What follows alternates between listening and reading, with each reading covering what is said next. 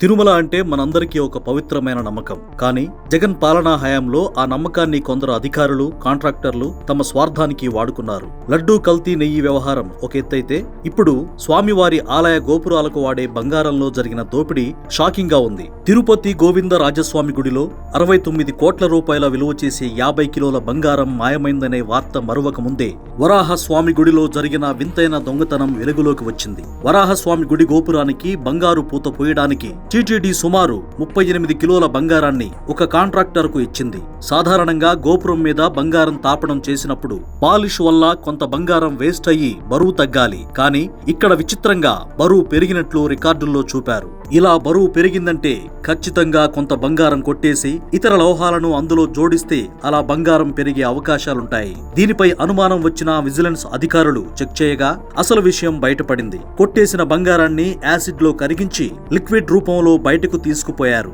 ఈ దొంగతనంలో టీటీడీలోని కొందరు సిబ్బంది కూడా చేతులు కలిపారు.